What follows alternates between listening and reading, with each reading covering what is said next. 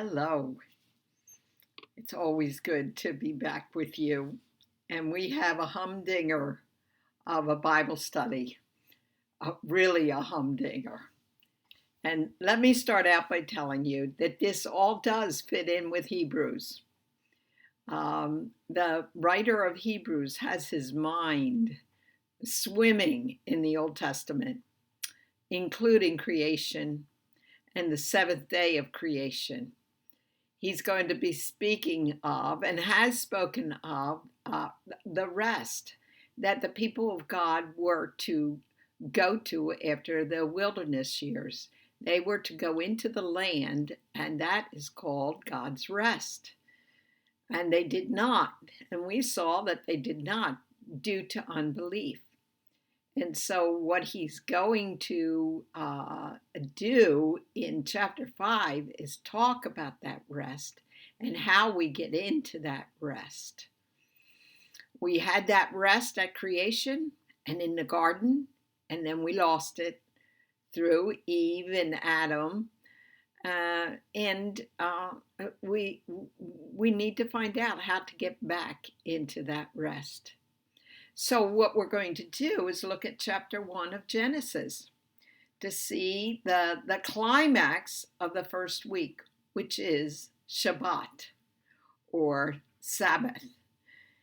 And that's the day of rest, or you could say ceasing, because God ceased all of his works. He finished with them. So, I'm going to tell you that we can read Genesis 1 not only as the creation days, but also included in this is that we can see it as a polemic against the idolatry of antiquity. And what do I mean by polemic? It's an argument against. So Moses not only records the 7 days, but he includes and everything he can to show how God is, Elohim, is so different from the idols of that day. And so ancient myths featured battles between the gods who were fickle, self-centered, sensual, capricious, and they generated fear. And that is the exact opposite of what we're going to see about our God and how and why he created the world, the heavens and the earth. So let's start with prayer. Father, we love you, and we're so grateful that you are our God, that we're not afraid of those demonic gods of the Old Testament, that we don't have a capricious God who goes by his whims, but a God who is purposeful and does not change and is infallible. So we gratefully thank you. In Christ's precious name, amen. So you have in your papers the first 7 days. So there's 2 papers. So just put them side by side because we're going to go through them. And I would like you to pause this and read through the 7 days. And then come back to me, because then what we're going to do is we're going to look at each of those 7 days and see how God shows that he is far greater and better and different from the idols of that day. And so when you are reading this through for the first time, I want you to look for these words. God said. Then the next one is bless or blessing or blessed. The next one is God saw that it was good. And then the word create. Got that? Okay, so let's look at you pause it, read through it, look for those words, circle them, and come back to me. Some people find it easy or better for them if they circle each word in a different color. So if you have create, put it in blue or red or whatever. If you have bless, then put it in another color, and so on. So pause. And now you're back. That is good. We're going to read through the accounts and take a look at our God, a serious look at our God compared to other gods that are no gods, as Moses would say in Deuteronomy. The gods that were demons, but not real gods. Okay, so let's read through the introduction. In the beginning, God created the heavens and the earth. And the earth was wild and waste. Darkness was over the face of ocean. Spirit of God hovering over the face of the waters. Now that probably sounds just a little different from what you're used to, doesn't it? Well, it's because I've got a translation by Everett Fox on the first 5 books of the Pentateuch. And that is going to be more a literal translation. So what he's going to do is, because it is literal, he will hold on to the repeated word and not change it for another synonym. He will be looking at the word order in the Hebrew rather than the normal word order we would use. So it's going to be a more literal translation, so therefore you're going to see the words repeated better in this translation than in your average translation. And that's why I did it that way. Okay, so in the beginning, God created the heavens and the earth. Right away, first sentence goes against the myths of antiquity. And the myth in antiquity, in some of the cultures, was that the heavens and the earth were always there. There was no creator. There was no beginning. They were always there. And then the gods evolved from the heavens and the earth. In other words, the heavens and the earth were first, and the gods came from the heavens and the earth. Look at our first line here. In the beginning, God created the heavens and the earth. Somewhat different, isn't it? The opposite, in fact. And so right away, we're on track with who God is. He's the creator God. Also, there were 2 sets of gods in antiquity. There were the greater gods, and then there were the lesser gods. And the lesser gods were more like slaves to the greater gods. And what happened with them is that the greater gods made the lesser gods do all the farm work so that they could be fed. So yes, the gods of antiquity needed food, and they wanted the lesser gods to do the farming for them and provide the food. But the lesser gods went into rebellion. They didn't want to do it anymore. So what did the greater gods do along with the lesser gods? They created man. And man was created in order to farm the land and feed the gods, so that these lazy gods could do all the sensual, capricious, ugly things that they all did. I don't know if you ever read the myths, but they were pretty obnoxious, these gods, and self-centered. They were so mankind was created to feed the gods. But then we have day 1. Day 1 says this: God said, "Let there be light," and there was light. And God saw the light that it was good. God separated the light from the darkness. God called the light day, and the darkness he called night. There was, we always say evening, but in the Hebrew it was setting, because the sun sets in the evening. And there was daybreak one day. Now, I want you to listen to this clause in verse 4. God saw the light that it was good. Now, watch what it says in the other days. Let's look at verse 10 on the third day. God saw that it was good. The end of verse 12 on that same day. God saw that it was good. Day 4, at the end of verse 18, says God saw that it was good. One more. Verse 21 on the fifth day. God saw that it was good.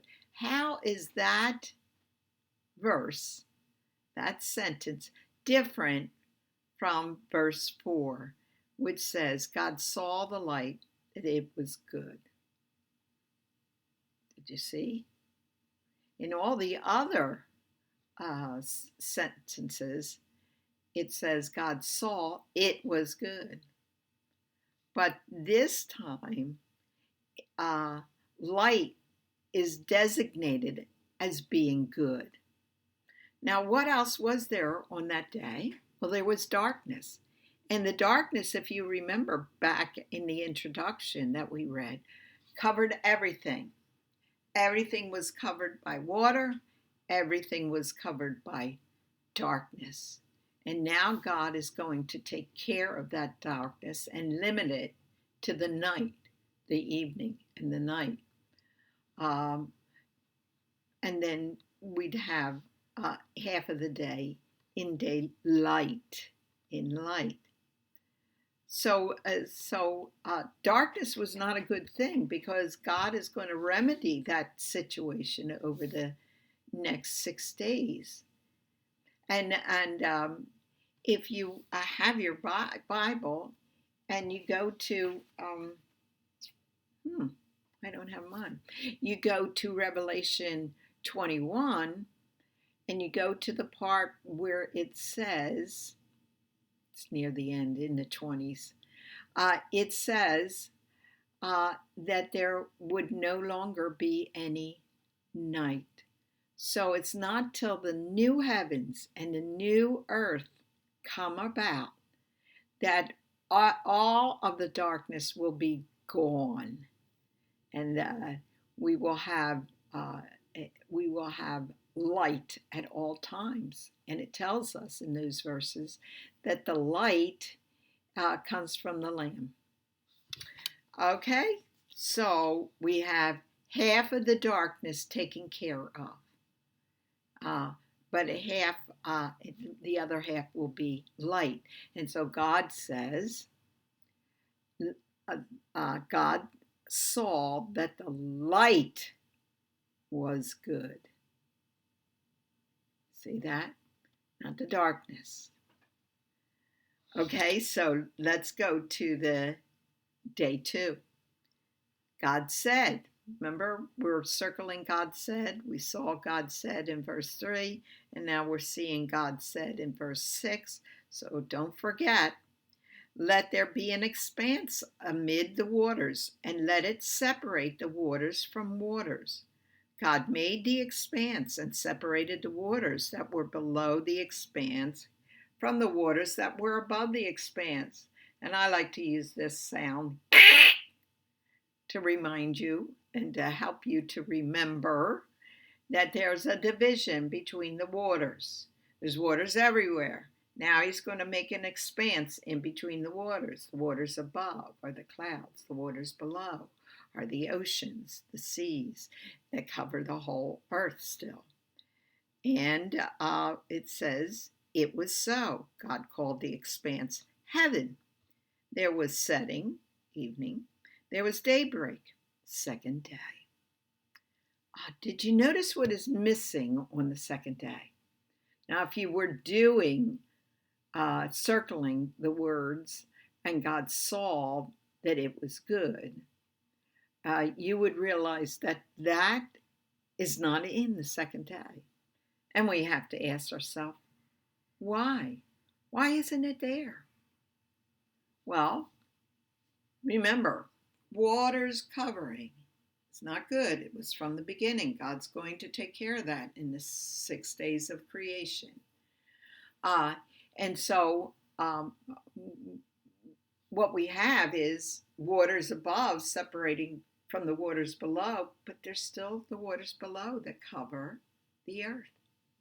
And that's not good for man, is it? It's not good for man. And if it's not good for man, and of course it isn't, we can't live on the waters, we can't grow food on the waters, we can't do much of anything except sit on a boat in waters. The waters are kind of a continued bad thing on the earth. So it's not good for man. And whatever is not good for man is not good to God. You see, this whole earth, the heavens and the earth are being created for mankind and humankind. And so the waters covering the earth is not good for man. Okay, so you got that. How about day 3? Day 3 starts out with God said, "Let the waters under the heavens be gathered to one place, and let the dry land up be seen." We got the dry land. So what does God do? He's going to separate waters, or he's going to gather the waters into one place. And so he's going to do this. A separation, isn't it? So the waters will be gathered into one place and land appears. And so what's God going to say? God, in verse 10, God called the dry land earth, and the gathering of the waters he called seas. God saw that it was good. And God said, "Let the earth sprout forth with sprouting growth." So there's land now. Now he's going to have growth on that land. So listen to what it says. "Let the earth sprout forth with sprouting growth, plants that seed forth seeds, fruit trees that yield fruit after their kind, in which there is seed upon the earth." It was so.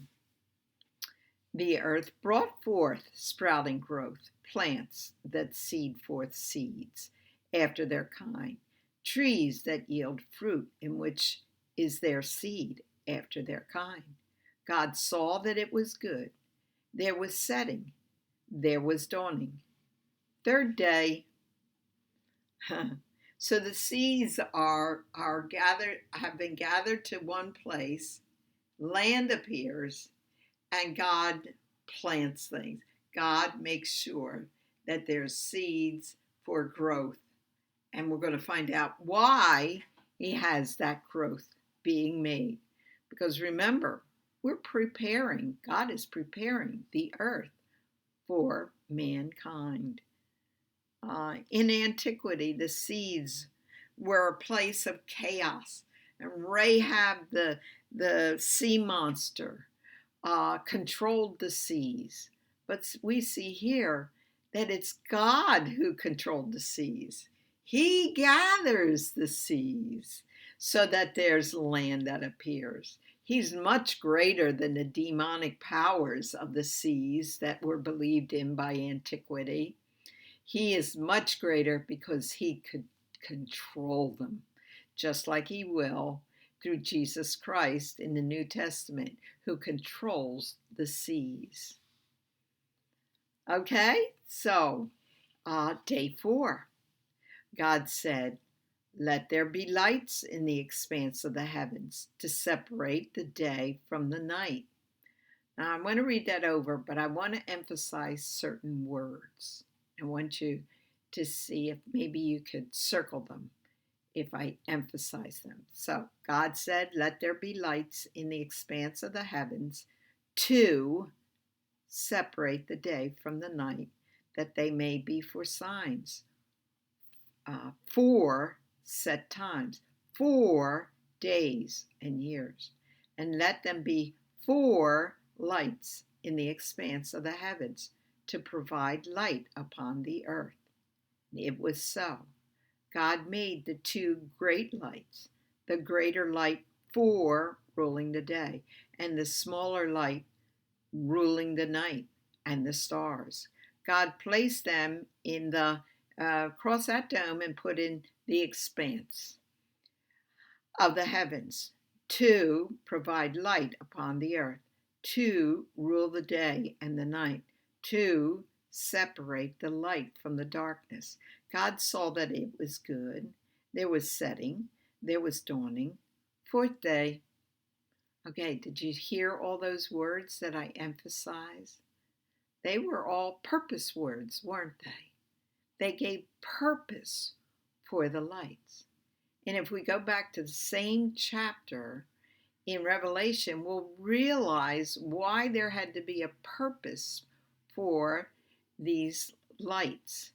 And it's because in Revelation 21, there will not need to be the sun and the moon, because the Lamb will be the light. So their purpose will be gone and they won't be needed anymore. So again, light is going to be provided by God. Now, if you look back at day 3, you see that the oceans were controlled and put in one place. But there still are oceans, just like the darkness was controlled and given time only for half a day. Now the seas are controlled and land appears, but there's still seas. And if you go back to verses 1 and 2 in Revelation 21, it tells us that there will not be any more seas. The first thing that God does in the new heavens and the new earth is get rid of the seas. Now, why would he do that? Well, if you read through Scripture, when there's great bodies of water, there is judgment. And so we have great bodies of water at the beginning, and God separates to get rid of, control them, move them over so land can appear. And if you remember, the seas covering the earth from now on is going to be a bad thing. So when we come to the story of Jonah, we have Jonah on a sea that's uncontrollable, chaotic, and the sailors are scared to death that they're going to die. And so what do at Jonah's behest? They throw Jonah over into the seas, because you know that those seas and that storm was there for judgment upon Jonah, who was disobeying God. And as soon as the judgment came and they threw him into the seas, God calmed the seas. Okay, so another case is Noah and the flood. The flood of waters covering the earth, right? And what was that for? Judgment, because the people that God had created were causing him great sorrow. They were acting wickedly, doing things that were right in their own eyes. And so God has the flood come, judgment. Then remember the Red Sea, going out of Egypt. What does God do with that? He splits the Red Sea so that the children of Israel can walk through on dry land. But then as soon as the Egyptians come through, God closes it up. he judges them with the great seas. The great seas are a place of judgment. And so, therefore, in the end times, in the new heavens, the new earth, there's not going to be any seas because there won't be any judgment. Right. Okay, so um, God has a purpose for the greater lights and the lesser lights. Now that gives us pause to contemplate because God didn't say the sun or the moon. Now you're so used to reading this. You've heard these stories from Sunday school, right? And so you know the greater light, the lesser light. You got complacent with that, and you oughtn't. Because what could have been said here, instead of the greater light, we could have had the sun. And the lesser light is the moon.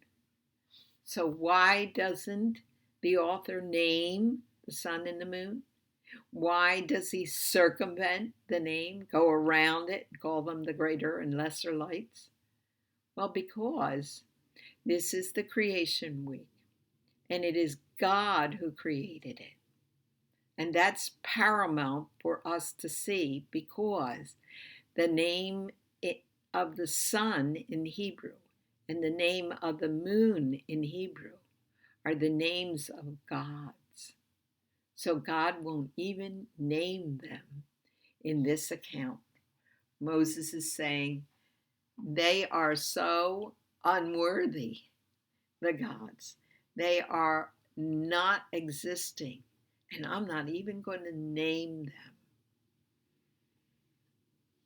So day 5, isn't this neat to find these things out? I'm excited about this lesson. I have really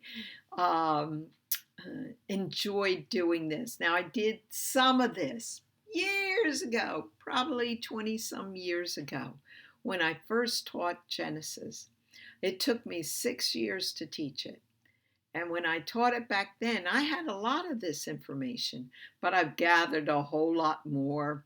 And it's been exciting to add to my knowledge over the years. And I finally have a reason for teaching it. And it's because of Hebrews, because this week is all leading up to the climax of the seventh day. The seventh day is the day of rest. And Hebrews 4 wants to zero in on this seventh day and bring it into his presence to give a promise for an everlasting or a forever Sabbath, day of rest. In verse 5, it says this: God said, "Let the waters swarm with the swarm of living beings, and let fowl fly above the earth across the expanse of the heavens." God created the great sea serpents and all living beings that crawl about, with which the water swarmed. Boy, we've heard the word swarm two times, haven't we? Let's see. I thought there were 3 times. There it is, 3 times. Swarm in the first verse. And then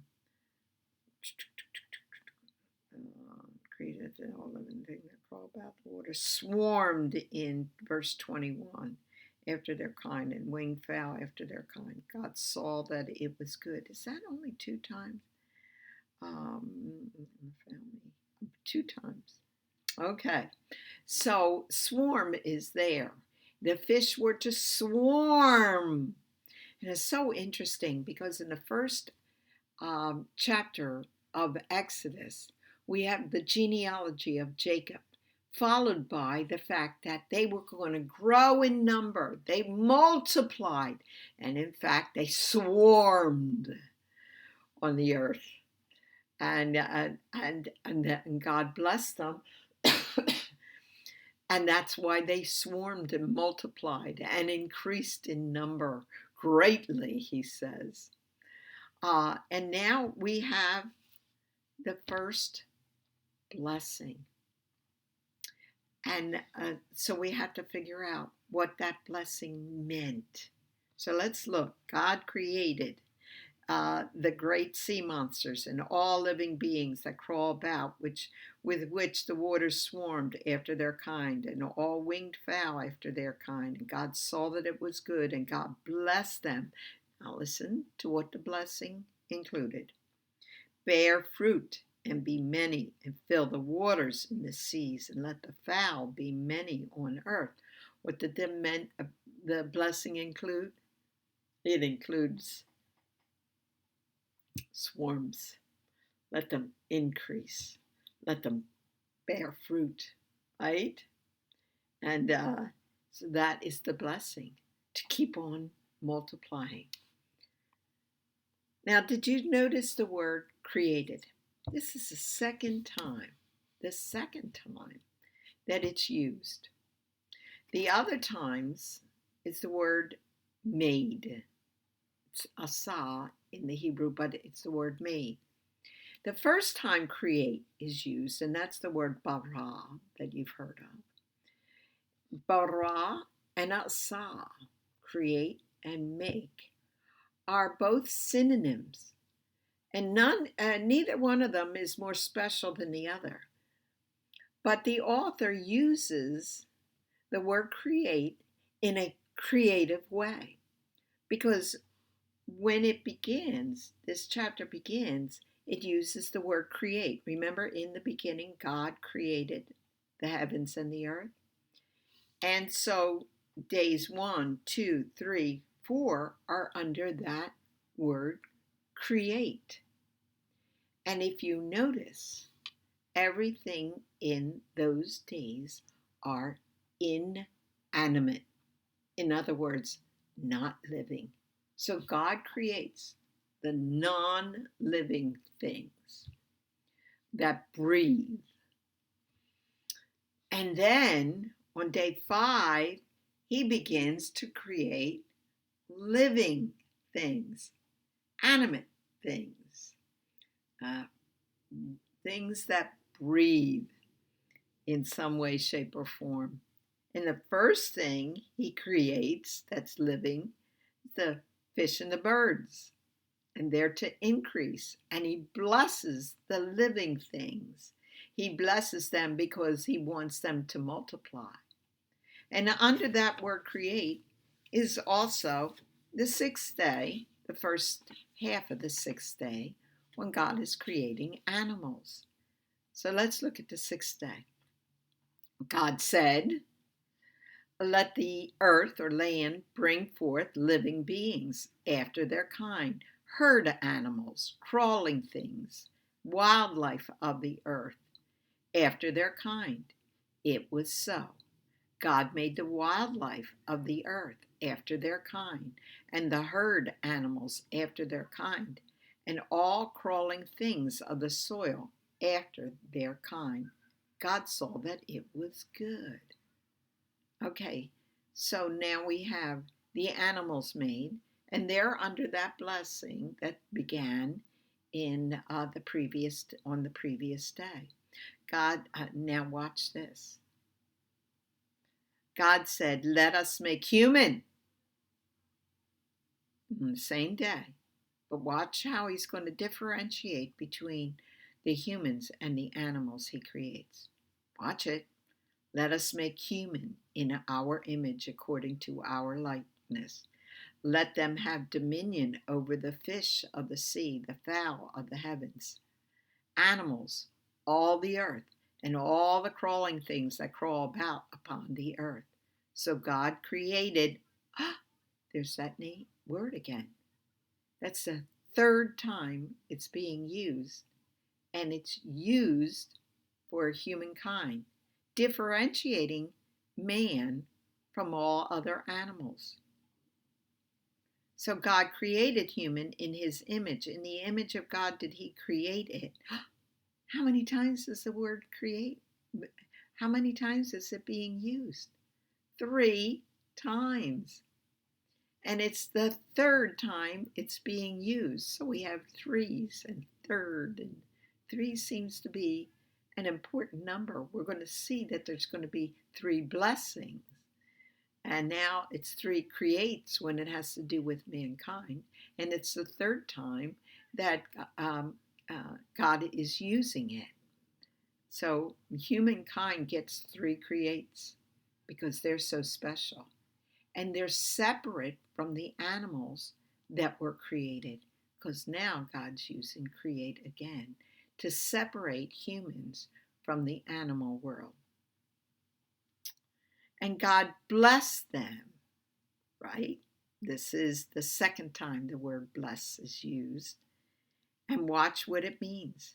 God said to them, bear fruit and be many and fill the earth and subdue it. Have dominion over the fish of the seas, the fowl of the heavens, and all living things that crawl about upon the earth. God said, there's the second one on this day. No, third one on this day, but second time for man.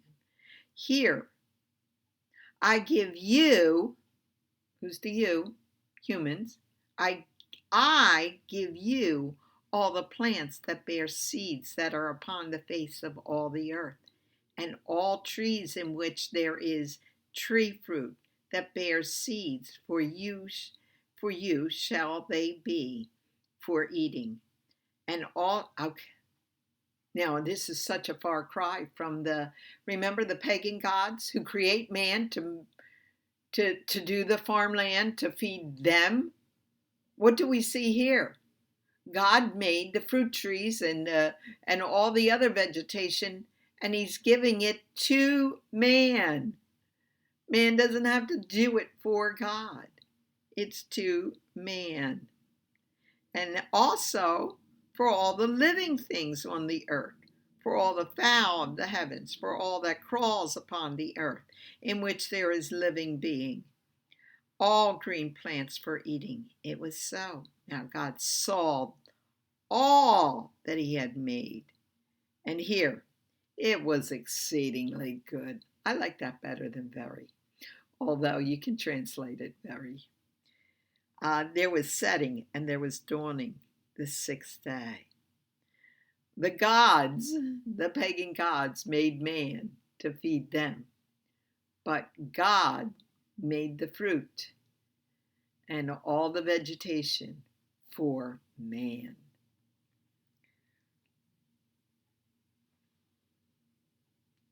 So now we have, in these first 6 days, how many times does God see that it was good? Count it.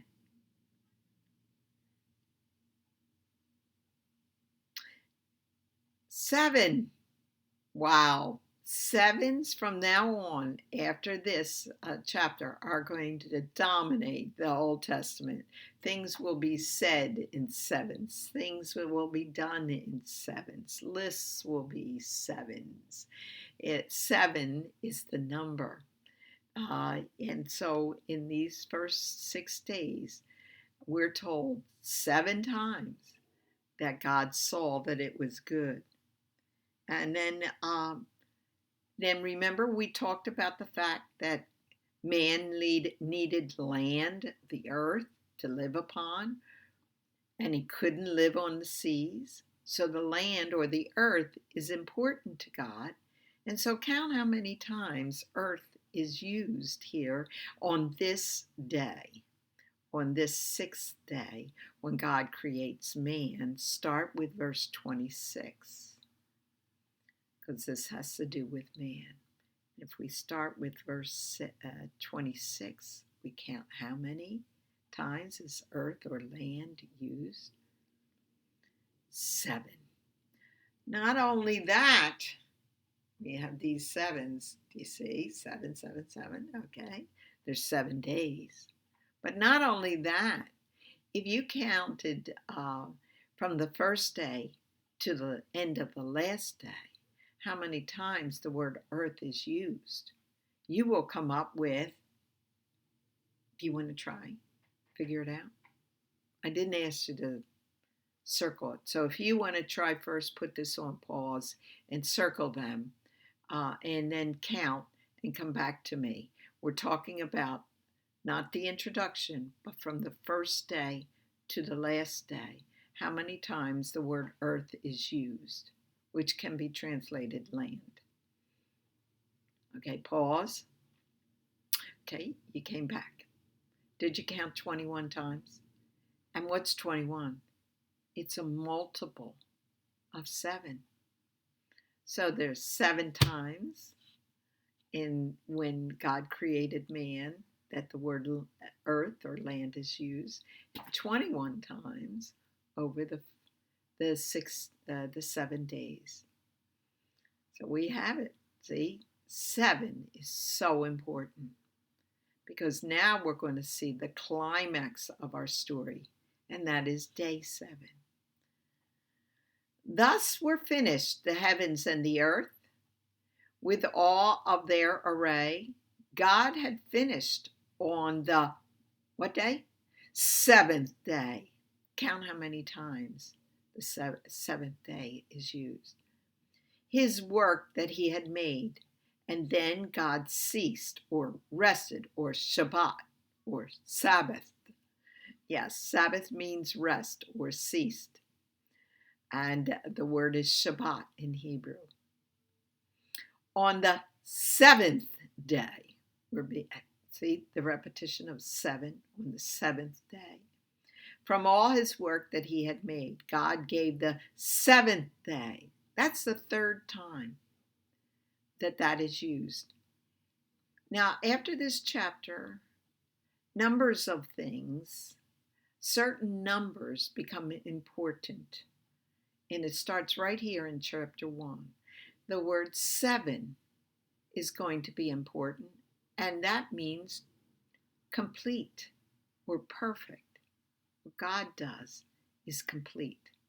What God does is perfect. So he often uses 7. So we got that. But another thing that's used is 3s. Remember? We saw 3 times it tells us that God created human, didn't it? And now we're going to see one other thing in verse 3. And God gave the 7th day his blessing. Oh, we saw the blessing when he started creating the animals, including the fish, the birds, and the land animals.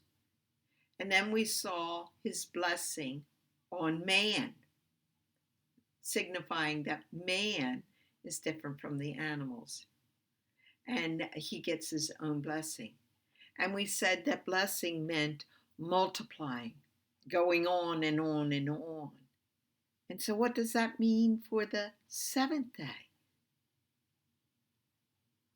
Well, I don't know if you saw this, or maybe you didn't. But the 7th day is really odd and different, isn't it, from the other days? But the oddest thing, the most different thing, is that it does not end with evening and morning, or setting and daybreak, right? And scholars, biblical scholars, talk about this a lot. And it seems that God was saying that the day of rest was not to have an end, but was to continue and continue and continue. And that got short. Something happened to make this not a continuous thing. And the first thing that happened was the sin in the garden. So now they would have to work, not cease from work. The work before that, when they had to work the garden and when they were in Eden, was easy, pleasant, a pleasure. No weeds, no nothing. But afterwards, weeds, hard toil, because the rest ended. And now, according to Hebrews chapter 4, we're waiting for a rest. We're still waiting. And he tells us how to get into that rest, and that rest is going to be everlasting. Continue, continue, continue. That's the way God had made it originally, that we would continue to rest with him. But we messed it up. But God still holds on to a rest. And that's what our next chapter in Hebrews is going to be about. You can read that. Be prepared for the next 2 weeks when we talk about that. So we have 3 blessings, don't we? We have 3 seventh days on the 7th day. We have the 3 creates on the day at the time when God creates man, and so these numbers are important, especially the sevens, because there's 7 days. And I have to tell you about this rest. It's in no other pagan religion where the people are given a 7th day of rest, like the Israelites will be given a 7th day of rest. And what's interesting is, well, you need that day of rest, don't you? And when you work full time, you need that day of rest. And no other society had a day of rest for its people. God provided the 7th day of rest for his people. Everyone else worked worked every day of the week, and there was no ending to the week. It just continued and continued. No day off. And here we have God providing a day off, a day of rest for his people. Isn't God good? Look how he created the world just for mankind. Everything led up to his creating mankind. And even the climactic moment, the moment when the Sabbath is made, the 7th day is made, that too would be for mankind as a day of rest. God is good, and he gives us a good word. If you ever have any questions, just write them down and send them to Barbara Arnold, all one word, 47, no space between, @gmail.com. I'd love to hear from you. I'd like to hear from you if you listen quite often or all the time, and I don't know you. So send me a message sometime. And if you would like the papers for this Bible study, ask me. Barbara Arnold, 47, @gmail.com, and put in the subject line keys, Keys, because that's the first word of my ministry, which is Keys to Dynamic Bible Study. But all you have to do on the subject line is say keys, and I'll read your email and send you the paperwork on a weekly basis. Okay, goodbye. God bless you.